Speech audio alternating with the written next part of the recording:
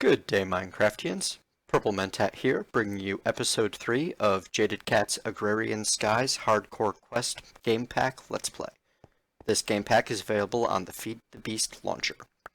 Last time, I got an automated cobblestone farm going.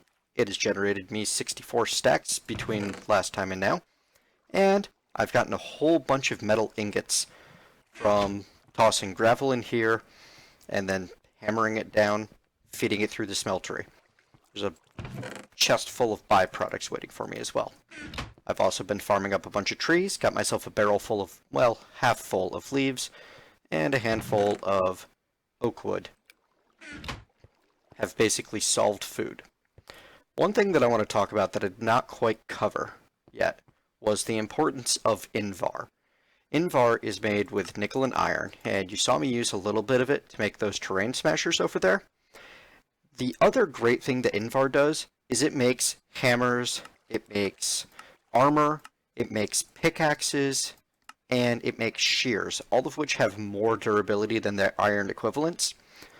Because of the unique features of this particular skyblock and the fact that we're working mostly with the ores that we get from Ex Nihilo, we're going to have a lower ratio of iron to other metals than would be normal in vanilla.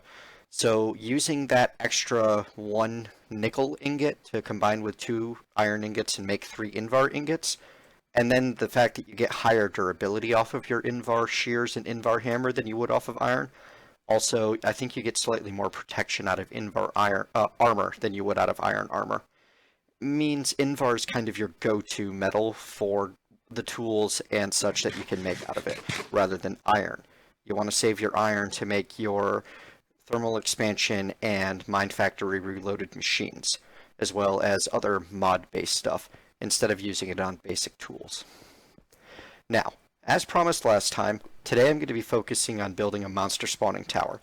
This is going to help get an awful lot of drops from hostile monsters, including rotten flesh, spider eyes, string, arrows, bones, gunpowder, and most importantly, ender pearls.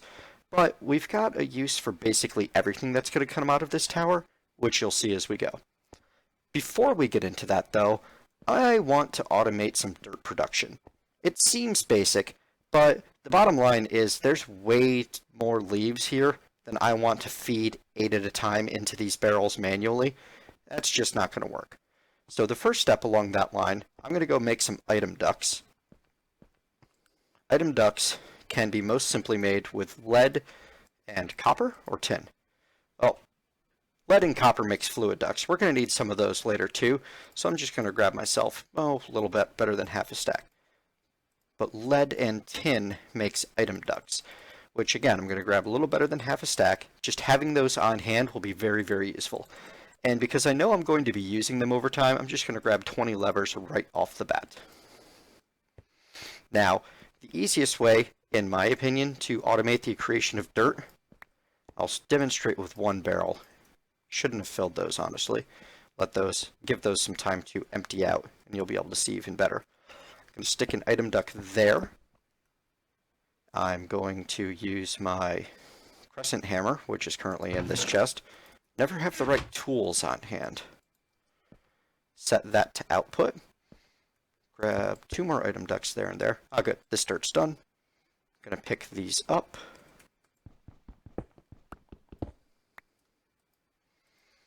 Put them here and here.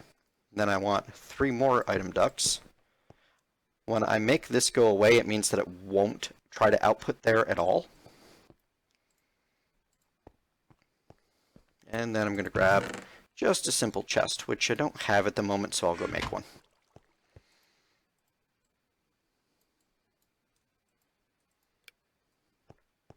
And toss that on the end of these item ducts. And then, once I toss a lever next to each and every one of those,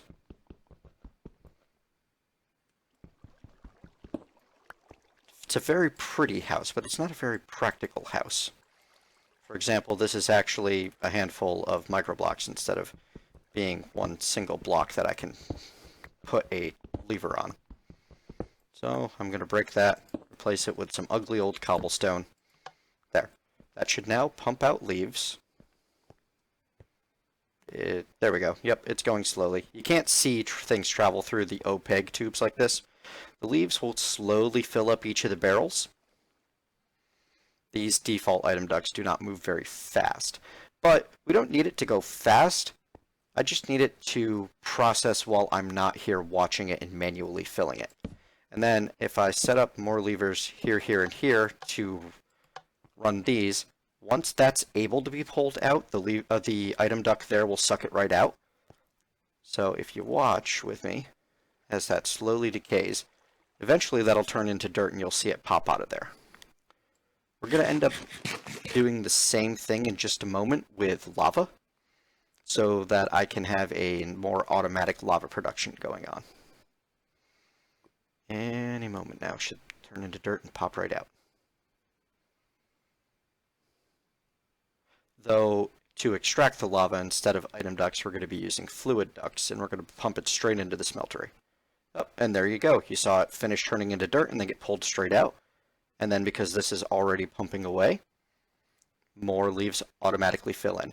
So that will turn those 27 stacks of leaves into as much dirt as can be made out of it. And now I have a dirt chest. Could probably have a slightly cooler dirt chest if I were to dig down there and grab that dirt chest 9000. But that's just not a high priority for me. It's not something I'm willing to risk death for. Now, to do the same thing with the lava, we're going to empty out as much of that crucible as possible. Have a couple of extra lava blocks just sitting in the world, waiting for me to recollect them. Make a bit of a lava waterfall. Because it's pretty. Might have enough for just one more. Nope, all out. Okay. And we're going to pick this up, we're going to move it over somewhere a little bit more useful. So I'm thinking right here will be a decent place for the production of lava. For the time being, anyway. I'm actually going to use a block of lava underneath the crucible. You know, just for the sheer sake of being that kind of perfectionist, I want it tucked into the corner. It'll make things slightly less convenient, but it'll be worth it. Toss the crucible right there. I'm going to toss a fluid duct here. I'm just going to build that straight up and over to the seared tank. Set this to output mode and power it. There you go.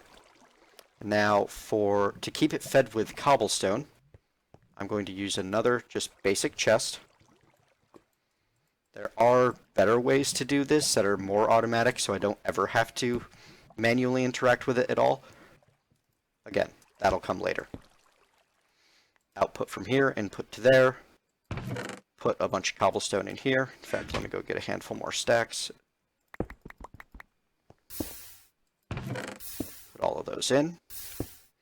And then I just need to get power to that, which it's inelegant, but for the time being, just to get things started and make sure that I'm keeping and producing a good amount of, I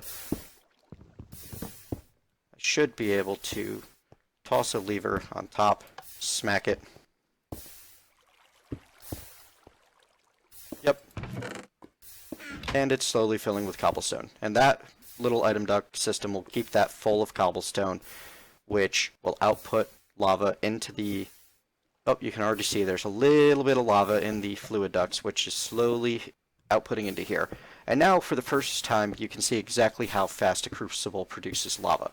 It's not an extremely quick process, and if I were to, say, want to use this lava to produce power or obsidian or anything that would actually consume it, it wouldn't be a great rate of production. But it's just enough right now to keep the smeltery happy, which is all I really need it to do.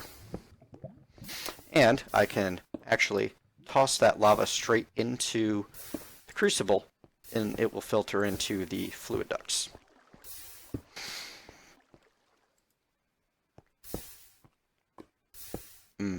This terrain smasher appears to be jammed with something. I'm going to clean that out.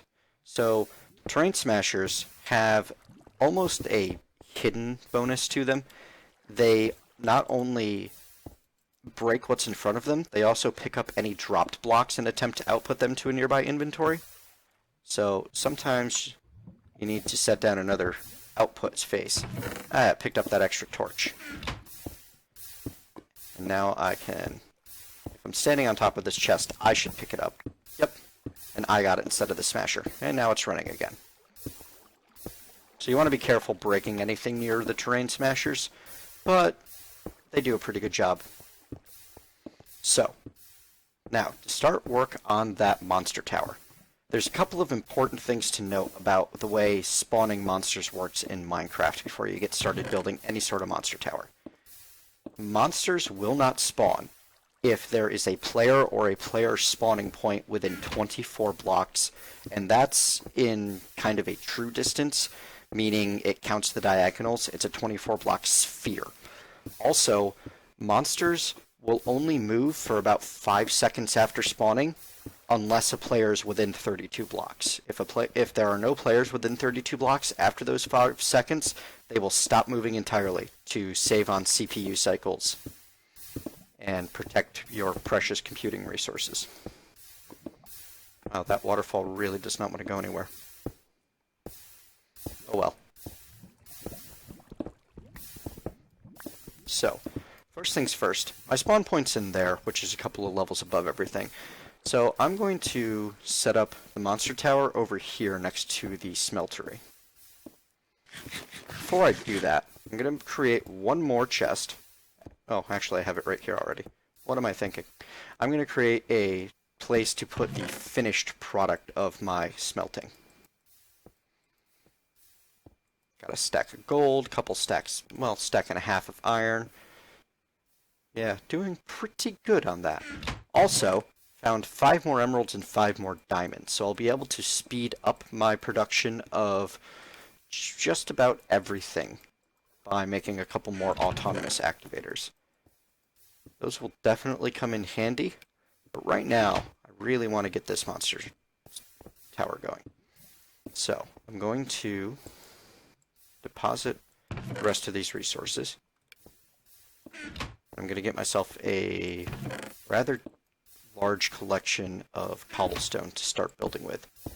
And cobblestone's not the prettiest thing in the world, but it'll be useful for now, and I can go back through later once I have something like a wand of equal trade, use that to make a prettier structure.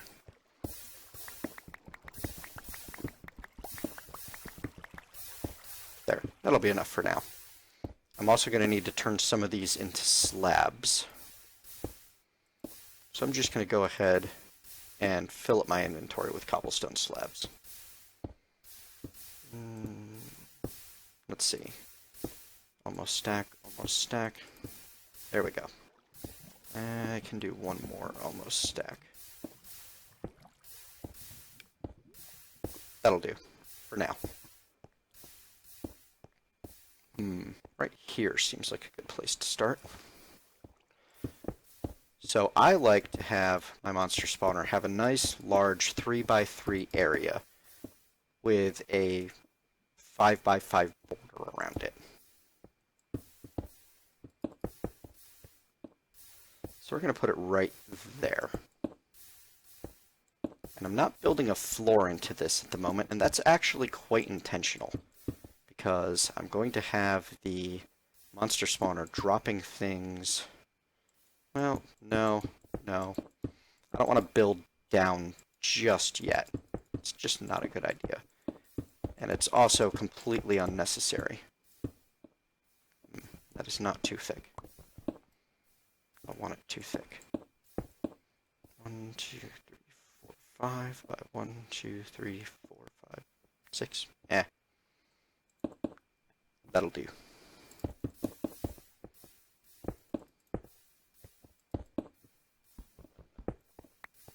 So now I'm going to build this little tower up to 20 blocks high. So right now I'm standing on Y70. When I'm done, I'll be standing on Y90. And to get up and down it, I am going to be using a rope ladder. To make a rope ladder, you just need a little bit of string and some sticks. and I'll show you how that functions once we get up there. So, once I've gotten this thing extended up to Y90, I will be back. I am back.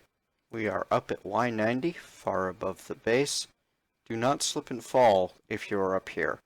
You won't quite die if you're at full health from 20 blocks up, but it'll be awful close. And yes, that means that when monsters land in there, they won't be quite dead. That's intentional.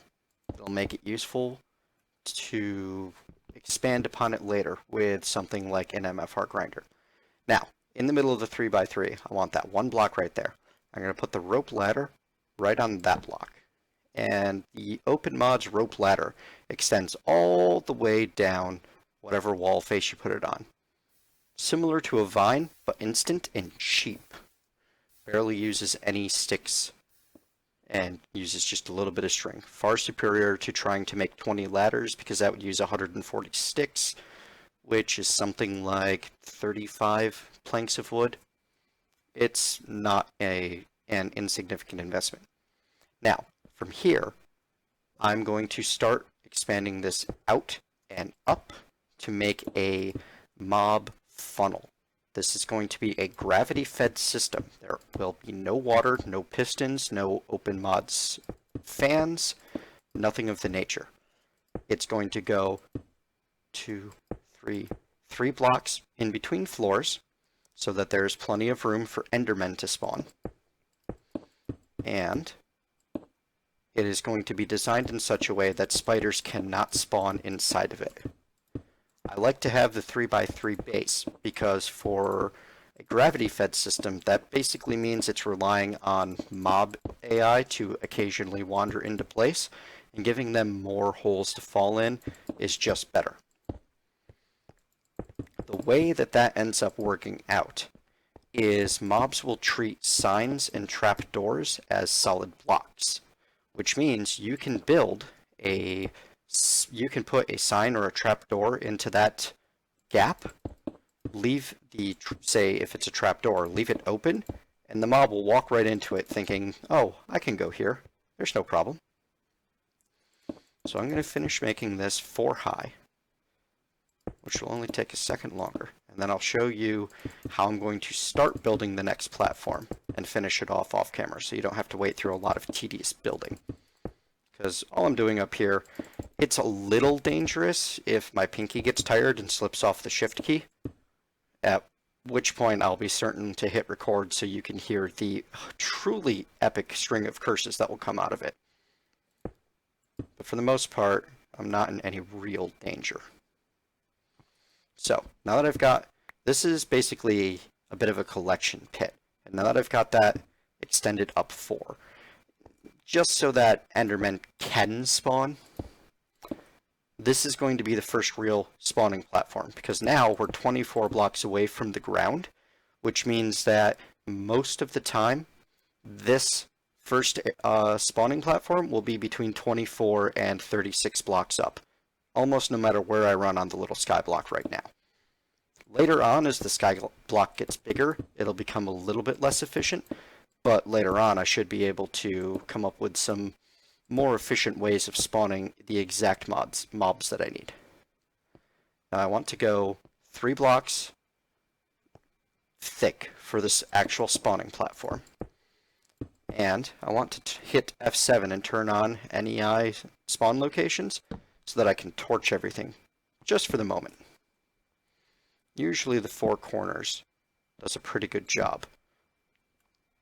So once I get the rest of this platform filled in, I will be back and I'll show you how we're going to extend a couple more levels up.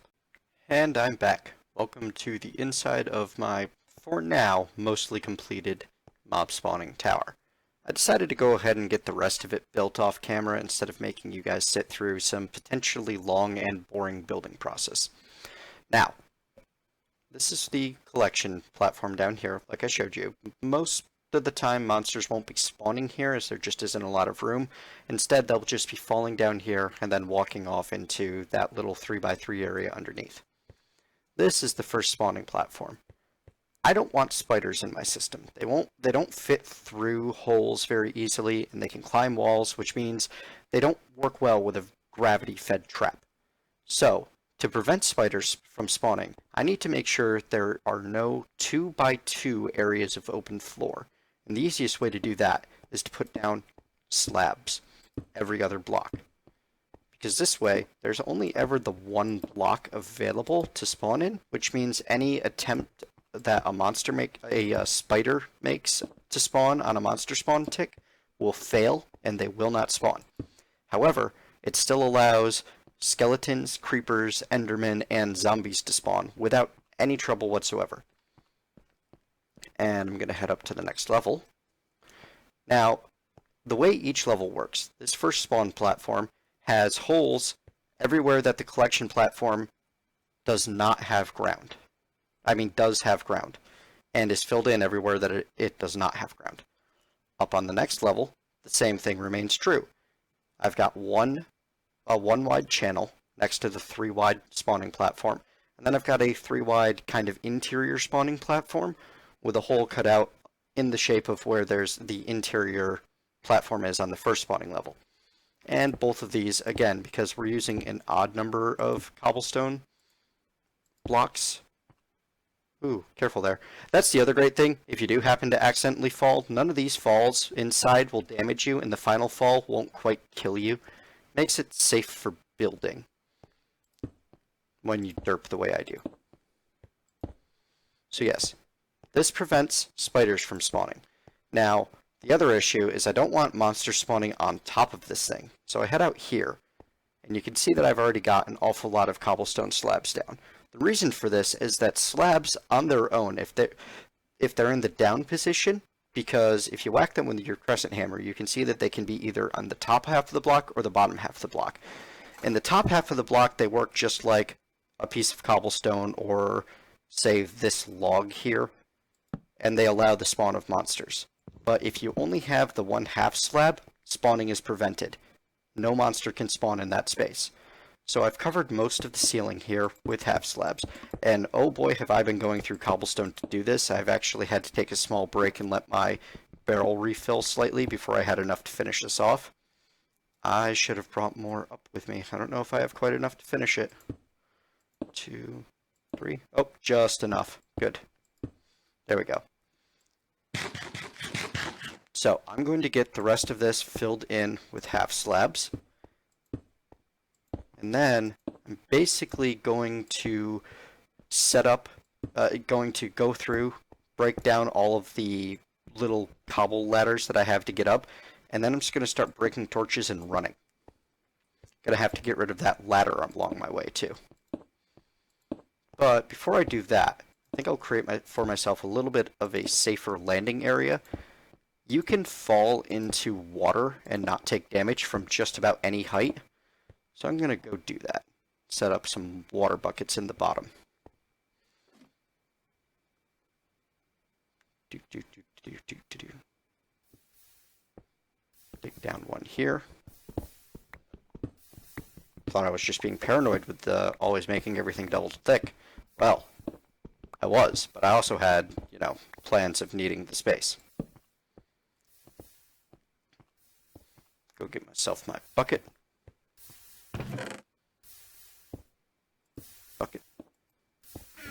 And put a couple, probably maybe just the one. Nah, I'll fill the whole thing in with water just to be safe. I don't know if flowing water will save you, but I definitely know that a water source block will prevent any and all fall damage. So right now you can fall into this little pool at the bottom and not take any damage at all. Now, the bigger problem is that monsters are not going to die when they land. So we need some method of killing them at the bottom. Those methods in this pack are, at least the easy ones, punji sticks or spikes from extra utilities. Spikes, however, that's 9, 18, 21 invar per 4 spikes, and I would need to craft 3 crafts of them to have the 9. That's just not really feasible at this current time. Punji sticks require reeds, which I also don't have at the moment. So I'm going to need another plan. Well, the other plan that I'm going to have here is I'm actually going to extend this. The reason I have all this nice water in here, besides providing a safe landing point, is I can extend this down another, say 10, 20 blocks, have the monsters spawn, fall right on by the normal platform. 3, 4, and keep on going down far enough to actually die when they land. Now, building down like this in a skyblock, relatively dangerous. The water will stop at the end of the void, which means if you happen to fall out of the water, out of the bottom of the water, there's no getting back into it, and you will fall and die, and be sad. Alright, go get some more cobblestone.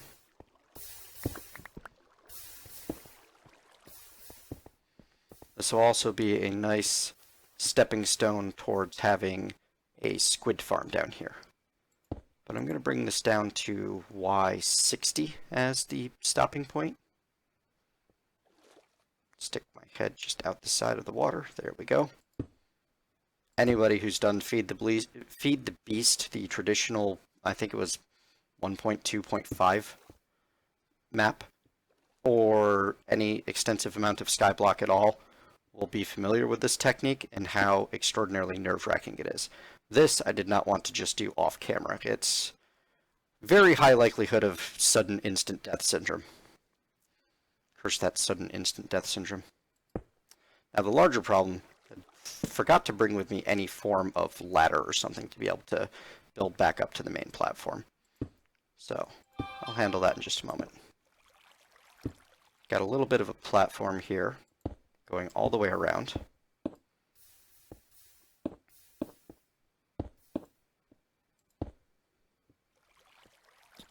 And I will eventually get this built back up. But first, I want to give myself a little bit more space here.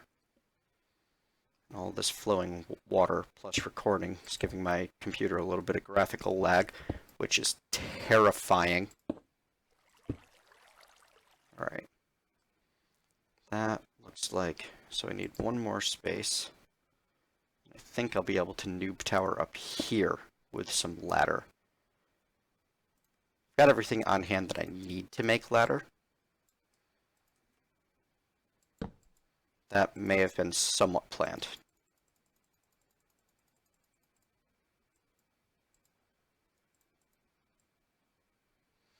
And this I don't mind using regular ladder, as it's going to be a more permanent installation. I can't actually put it in the block I'm standing in. Okay.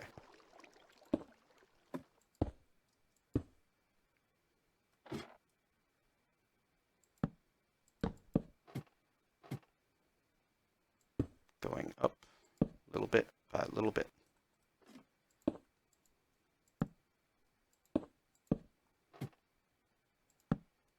And there we have it. We've got a ladder. Now, it's not the safest thing in the world, so I'm going to make it just a little bit safer by creating a backdrop to it.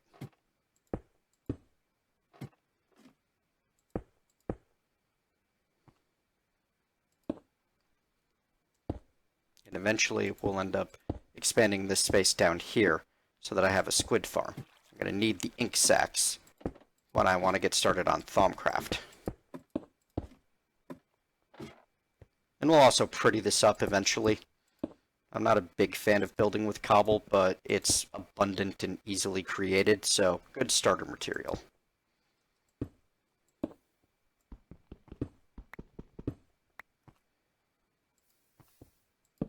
Just going to pop up here and make sure that good, that won't spawn.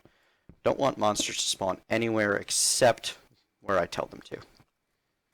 Alright, and now we can actually clean up this water. It's no longer necessary. Go back down here. Fill in the rest of this area. And once I get this filled in and connected back up to the top, I'll be right back. There we have it. We've got the bottom all filled in. Time to start putting on the trap doors. Those are a simple case of set down in every single block up here. I got about a stack and a half, which I hope will be enough, but if it isn't, I have the materials to make more. You don't want to miss the corners. If you put them just on the inside, there'll still be that one corner that monsters won't walk into, and that'll slow things down ever so slightly. This thing's not going to be massively fast as a monster spawner, but it will spawn most forms of hostile mobs except for spiders, and slimes, both of which would be useful. So I guess, unlike I said earlier, I will not be getting string out of this particular spawner, which, a little sad, but I'll survive somehow, I'm sure. There's alternate sources of string. I believe spider eyes will be important for a few things, but we'll cross that bridge when we come to it.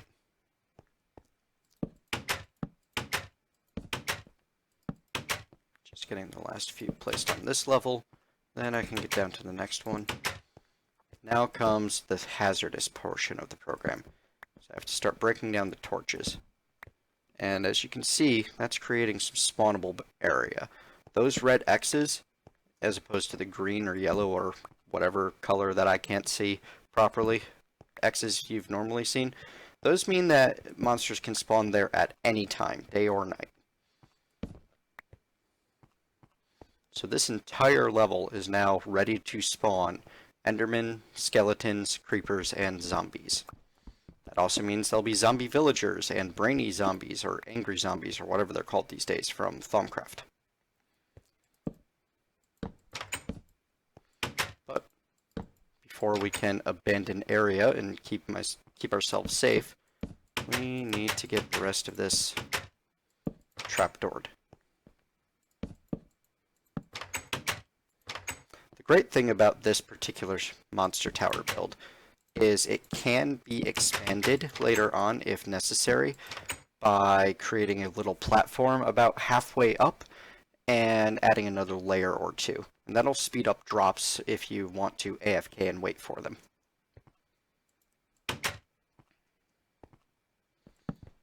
Alright, clear out these last torches.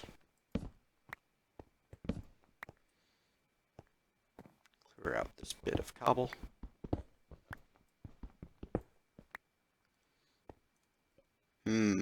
Did not think this through entirely. I need water down there to survive the fall. And I can't clear out bit by bit on the ladder front. Which tells me that I actually need to build... Nah, this'll work out. It's gonna be a little crazy, but that's okay. It's more fun that way, right?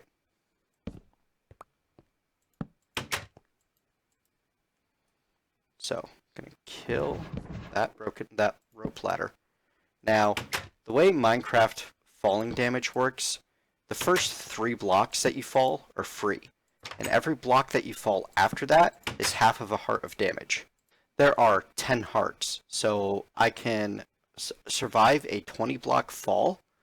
It will do 17 divided by 2, or 8.5 hearts of damage, assuming I'm remembering all of the math correctly. In any case, Geronimo. Ow. 6.5 hearts worth of damage. So, I did the math wrong in my own favor for once. Gonna seal that off. Now if we come down here, I'm actually gonna go get a piece of glass to make that a little safer. You can already see there's an Enderman on the mini-map, just flew by. There's also a skeleton that went down. Now, I don't have anything at the bottom that can kill things quite yet, which is why I'm going to make myself a little bit of battle gear. Need to get my Invar. I only need to kill 1 Enderman manually, then I'll be able to set about the process of killing them in a more safe fashion. Now, Invar Sword is plus 6 attack damage. This kind of sidesteps the whole no vanilla swords thing. Make myself some Invar armor.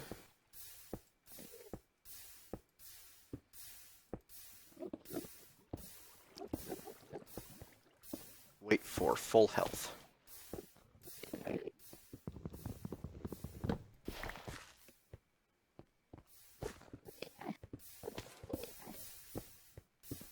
Oh yeah, monster spawner is already working wonderfully. Now, to get the reeds that I'm going to need to build the punji sticks to kill the enderman at the bottom of that trap, I'm going to need to sift a whole bunch of sand. But I'll do that between this time and next time.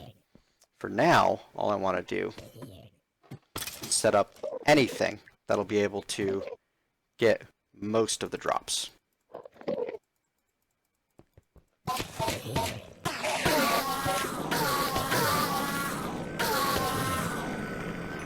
And that seems to be going quite well so far.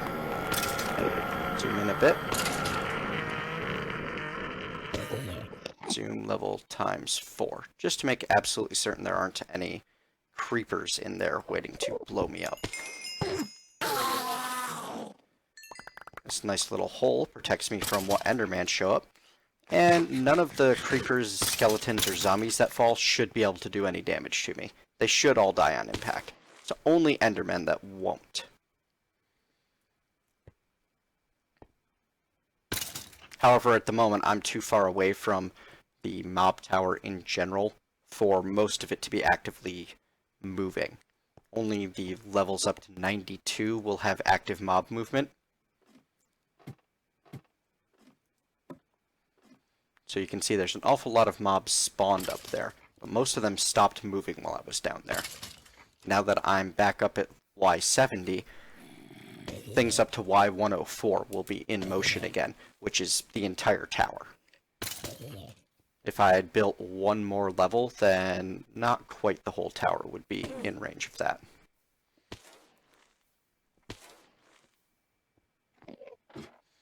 Another enderman land and a bunch of skeletons. I wanted the skeletons specifically, because I want to show you something unique to this particular game pack. Now that I've got some arrows, I can actually